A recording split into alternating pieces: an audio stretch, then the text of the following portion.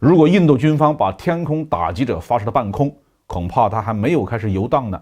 就可能被轰下来了。各位网友大家好，我是包明。这期话题我们说的是印度陆军采购了120枚巡飞弹，能够威胁到解放军吗？根据军事识别网站的报道，印度陆军计划购买10套所谓的中距离精确打击系统，也就是巡飞弹。具体的采购数量呢是120架，要求射程可以达到40公里，最大的飞行高度在4000米以上，巡航高度呢1000米，能够在战场上巡飞2个小时以上，最大能够携带8公斤重的弹头。印度军方要求这种巡飞弹在其国内生产。早在2021年的9月，印度陆军就同以色列的埃尔比特公司签署了一份合同，引进120架天空打击者巡飞弹。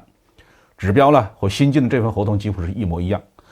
不出意外的话，印度的这种所谓的国产巡飞弹是在以色列天空打击者巡飞弹的基础上改头换面，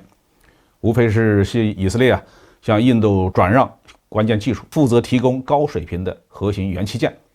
这种模式在印度和以色列的军火交易的历史上已经是屡见不鲜了。印度计划中的巡飞弹会不会对解放军和巴基斯坦的军方造成新的威胁呢？根据天空打击者的性能来看，它最可能威胁到的是克什米尔地区的非正规的武装和小股部队。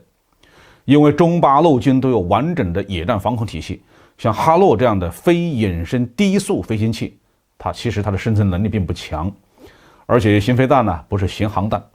为了对战场进行一定范围的监视，它不能超低空飞行，必须在一定的高度上形成一定的视野。根据新闻报道，印度打算让这种巡飞弹巡航飞行在1000米的高度，这个位置正好在战场防空警戒雷达的作用范围之内，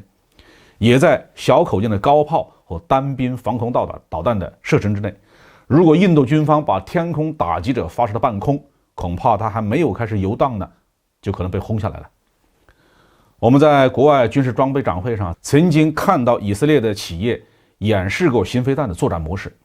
它所针对的目标基本上都是武装的小艇特伍斯 A 坦克这样的低技术的产品，而且对方毫无防空手段。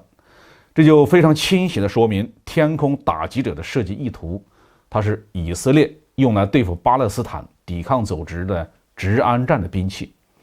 印度方面要是想拿它对付中巴正规军，那只怕是上错了菜。我们从新闻报道中看到，这次采购的数量仅仅是10套发射装置和120枚弹药，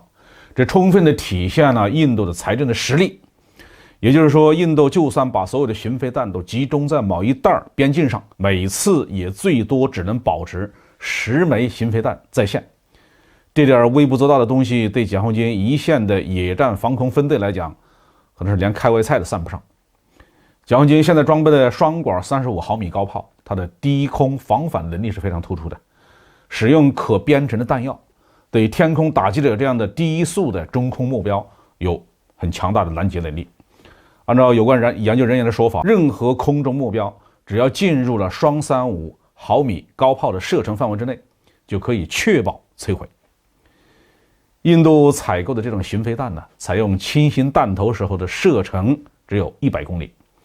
使用重型弹头的射程会急剧下降到20公里，这样的距离甚至比解放军装备的远程火箭炮和深管火炮的射程还要近。这种打击弹药在战术上几乎是没有意义的，因为你还没起飞，就可能被对方的火力覆盖。巡飞弹还做不到发射后不用管，它和地面控制站之间要进行频繁的数据交换，这必然会出现强烈的电磁信号的辐射。解放军可以通过监测边境地区的电磁信号的异常，发现、识别、定位发射机的位置。只要印度的巡飞弹一起飞，解放军就可以立刻抓住控制站的位置，接下来可能就是远程炮火的覆盖了。好，这句话题就说到这里。